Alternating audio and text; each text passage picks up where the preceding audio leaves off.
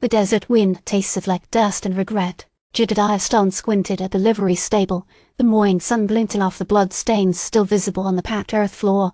Silas Blackwood had been found here a week ago, a single bullet through his heart. The men in the hat, they'd called him, a ghost who left no trace but a sense of finality. Now, Elias Thorne was in custody, a man whose composure crumbled like dry parchment under Jed's persistent questioning. It was him, Thorne stammered, his face a sickly grey. He wrung his hands, the scent of sandalwood clinging to his expensive linen shirt, a smell Jed was beginning to associate with deception. I paid him.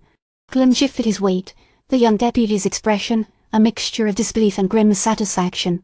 Paid him to what, Mr. Thorne? To deliver a message, or something more permanent. A warning, Thorne insisted, his voice cracking. Silas, he was going to expose things about our father, about deals that weren't right. Jed remained impassive, his gaze fixed on Thorne's eyes. And what exactly were these deals? Thorne hesitated, sweat beading on his forehead. He knew about the shipments, the New Orleans connection, the opium. A ripple of something akin to confirmation passed through Jed.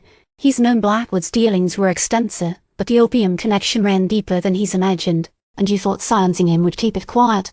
I didn't want him dead. Thorne wailed, the carefully constructed facade of respectability finally shattered. I just wanted him to stop. He was going to ruin everything. My family, my reputation. So you hired a man, Jed said slowly, a man you don't know, a man you're not naming, to deliver a message that ended in murder. He nodded to Clem. Book him on obstruction of justice, in addition to the murder charge. As Clem moved to cuff Thorne, Jed's eyes fell on the flower bed just outside the veranda steps of Thorne's estate. A single crimson ruby, impossibly vibrant against the muted tones of the Arizona landscape, nestled amongst the fragrant blooms. It was a mocking gesture, a silent challenge, a calling card. There's more to this than you're telling me, Thorne, Jed said, his voice low and dangerous. This isn't over. Thorne's eyes darted around the room, a flicker of genuine fear replacing the earlier despair. I don't know what you mean.